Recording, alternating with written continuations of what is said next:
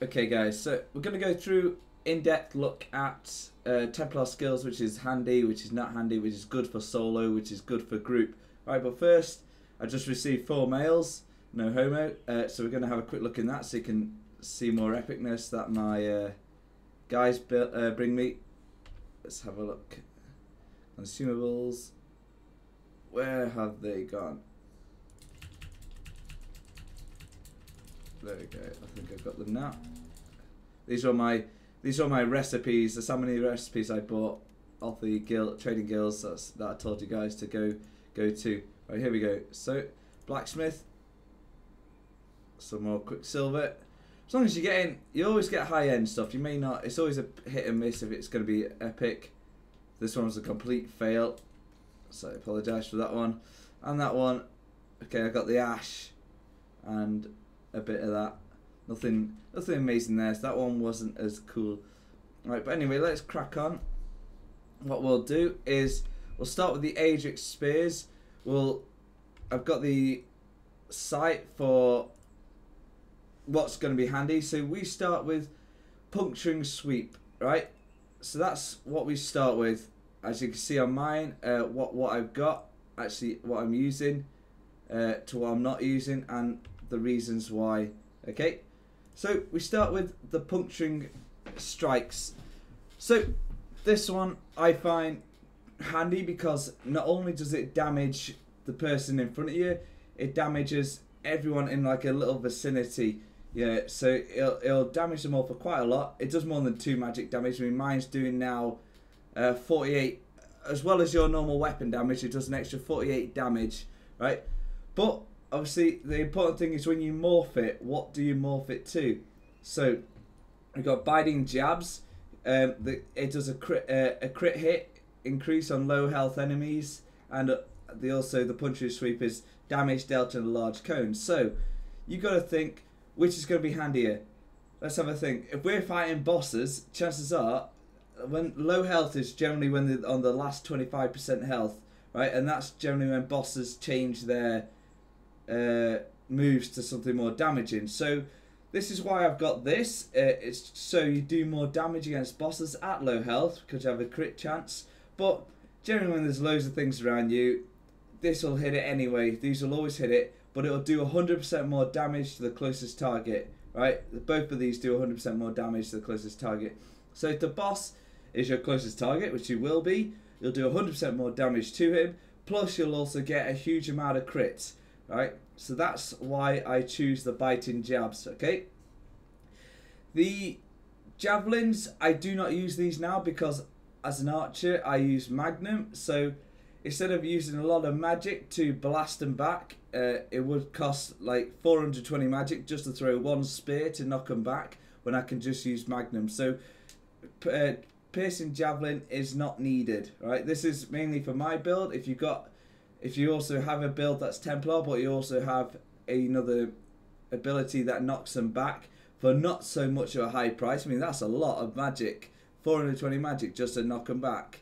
Yeah, I mean that does a horrendous amount more damage for like 100 magic less, right? So that's why piercing javelin is not used. Focus charge, I do not use any of these because where's the focus charge? Crescent sweep. These are this is your ultimate. Okay, as soon as it goes to that next, we'll go to the ultimate. Right, so obviously I've chosen crescent sweep. First, it starts off. It's very cheap. That's why I get this because you can use this over and over and over and over. It's so rapid to actually use. But the morphing one is you either gain the armor for each enemy hit, or you get additional damage, 33% more damage to the people in front of you. So if I'm hitting everyone all around me for 322 damage, and I do an extra 33% to the people in front of me, generally the baddies I'm trying to hit are in front of me. So that's why this is good, because you do a lot of damage. It doesn't cost you magic or stamina, but you do a huge amount of damage for a nice, quick, ultimate build, right? Especially if you got the 9% extra damage against Aedric and Undead and Werewolves, alright? So that's very strong. That's why I use the Crescent Sweep, right? So, moving on to the passive abilities, the ones to get on this is all of them, because that you increase your crit chance by 10%, and against blocking as well. So that's handy in PvP as well as normal play, for your piercing jabs and your radial sweep. The wall, this is great for anything, because an extra 15% block against, you know, any kind of things. You can even have your staff or your bow, and this will increase your block chance by 15% block amount. But I'm using a sword and shield, so you can imagine how much I block with that now, right? Also, you get a 25% chance to deal 149 magic damage per hit. The reason why I've got 2 on that is because you do 4 jabs with this, so one of these technically should do a huge amount more damage. It should do an extra 149 more damage. I mean, it could even be lucky and do 2 of them could be that. Plus, then you can do the crits, right? So that's why I had that, because I do the multiple jabs. And the Balance Warrior, as you can see there, that's why you get it, because you have a spell resistance of 200 and you'll increase weapon damage by 4%. You can't go wrong with a 4% weapon increase. Okay, Dawn's Wrath. Here's something not for me, but the only ones I'm going to say is I don't need any of these, but the ones to get if you really want to do it is the ultimate is very, very handy in hard boss situations. That can do a lot of help to everyone. As you can see, their enemies deal 30% less damage, and especially in veteran, where things are tanking it down with the damage, if they're doing 30% less, and that could very much help. But for me, none of these are particularly handy. I've looked at them all, and I can't see why any of them. They're all for like more of a glass cannon. They're all for like evasive maneuvering. This is more like, yeah, your semi-handy, yeah, helpful skills that don't really do much damage, but they cost a lot of time and effort with things that I don't think are worth as much for the skills. But the only thing I think that's worth it out of these, all these 3 passives only work. These only work if you've got one of these slotted. That's why I do not want any of these. But what you do want is the Restoring Spirit, because for that, for any class, let's have a look. Where is Restoring Spirit? Well, I cannot see it. Restoring Spirit. Well, yeah. Well, it's pretty obvious. When you double it, it'll become 4% less use of the stamina, magic, and ultimate cost.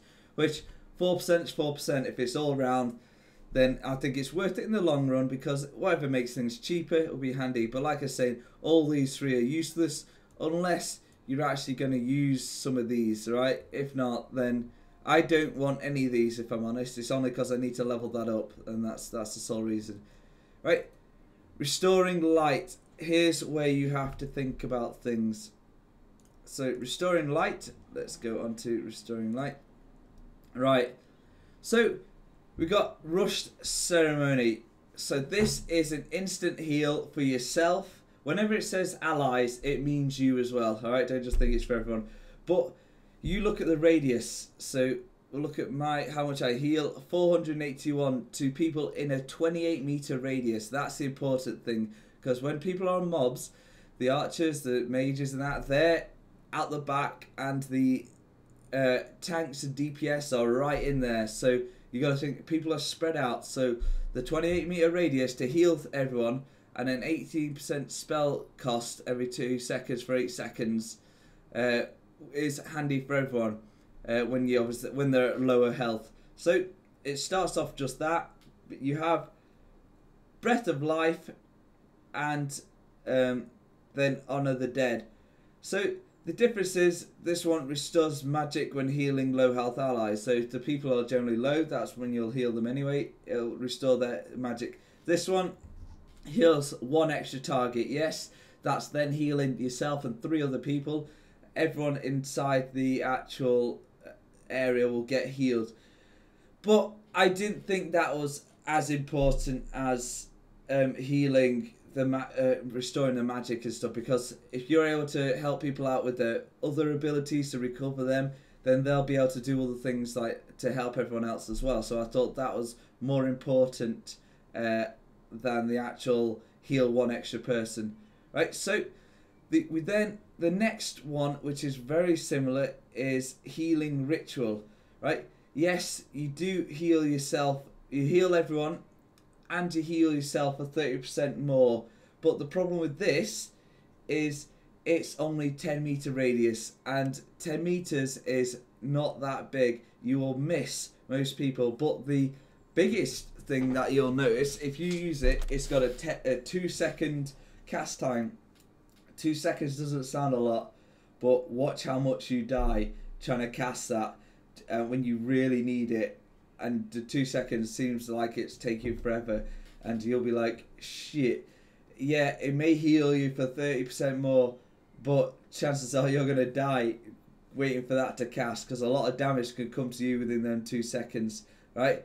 But the only thing is that it has a reduced cast time. It goes down to 1.7 seconds, which is still a long ass time.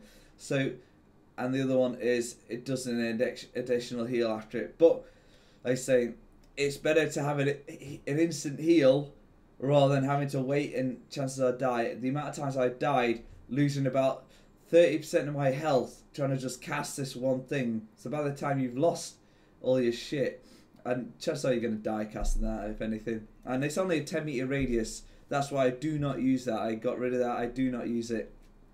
Okay. So the rite of passage, that is only good if you're actually wanted to be a healer itself, right? That's the only time you do that, is if you really want to be a mega healer. But for me, I don't think it's helpful whatsoever. So the extended ritual. Right, this thing is pretty cool. I'll show you what they look like in a second when we just finish. So where are we? Cleansing ritual. There we are. So the cleansing ritual, first it does a huge radius of 12 meters. It is pretty big for what it is doing. It constantly heals people over 12 seconds. So mine constantly heals people for 53, but it actually does about 73 because I've got abilities to make it better. So it's doing around about 53 every second for 2 seconds initially, for 12 seconds. But I've got extended one. This shows it's got an increased duration, as you can see on mine. For 22 seconds this lasts now, and it's constantly healing people in that radius, and you can see it, so it helps. But also it gets rid of a negative effect. If you got a poison, if you got if an ally's got a stun, if someone's got something, it'll remove that one thing. All right, but if you go to purifying one, it removes 2 extra. It removes 2 extra debuffs, which is not as important. That's why I got that. It's a reduced cost as well, but I don't think that makes a difference. It doesn't really make a huge difference. Right, so obviously I'd rather heal people over a longer period of time, so you didn't have to spam it as often, rather than it being it'd be a bit cheaper and remove 2. So the passives, you want all of these. Okay, the mending, increase critical strike chance upon allies. When you got did it increase critical chance upon allies to 30% critical chance increase, so more health an ally is missing. Yeah, so that one you can just read, and it's pretty obvious if people are missing crit chance. Well, this is only helpful whilst you're using a restored. No shit, we haven't covered radiant aura. So 2 secs. So restoring aura to start with, right? When this is slotted, I mentioned this way back in my level 20 build. When this is slotted, yeah, it gives you a constant health and stam regen by 15%. So that's only when it's slotted, right? When activated, it does 80% more for 6 seconds. So your health and stam regen is up by 80%, and that's everyone within a 12-meter radius that you cast it on.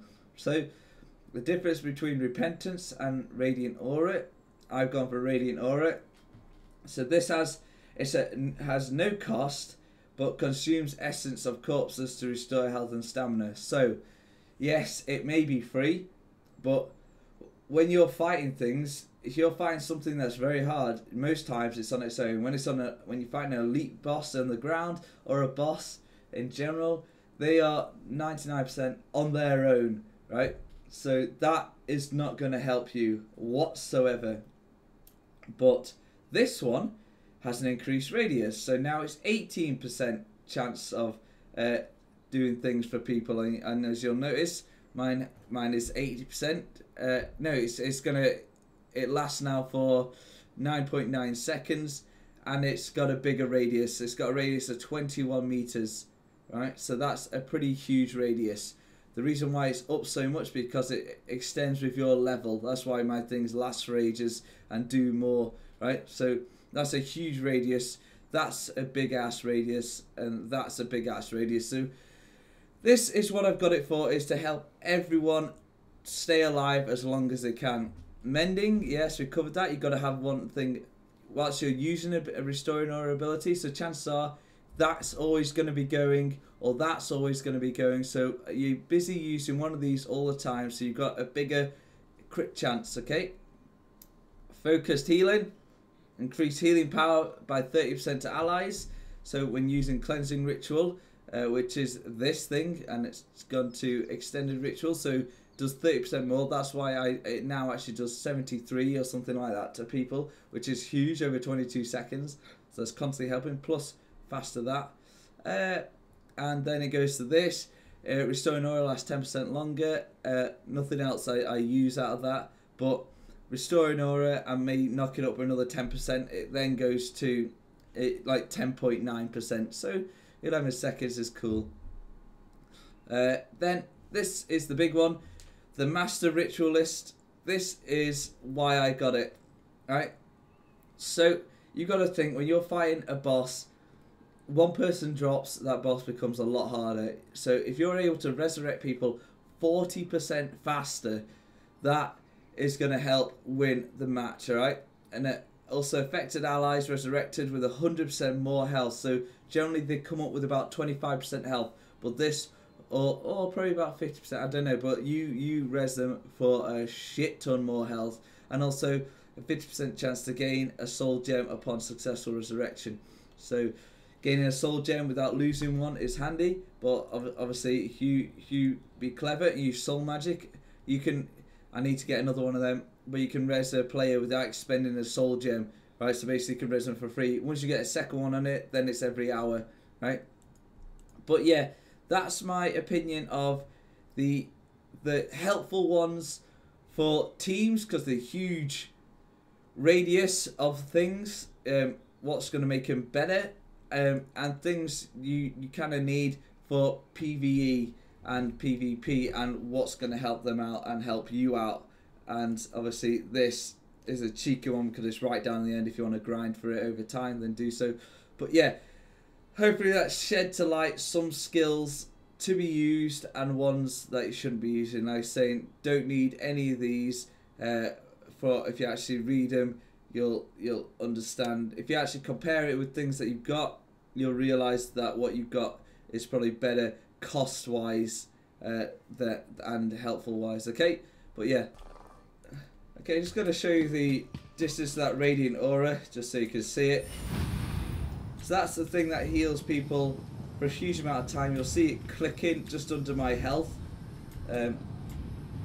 So it's actually a big fighting area to be. Look, you see it constantly heal. 72 heal, 72 heal, 72 heal, times 3. So that's 3 people in this area. There's 4 people now getting healed.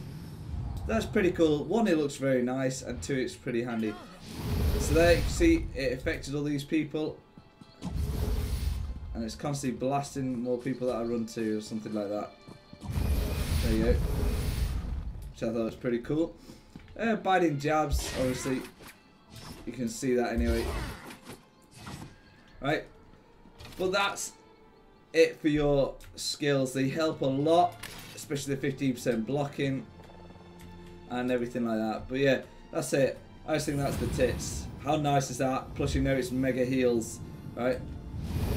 Don't worry about it, guys. Don't worry about it.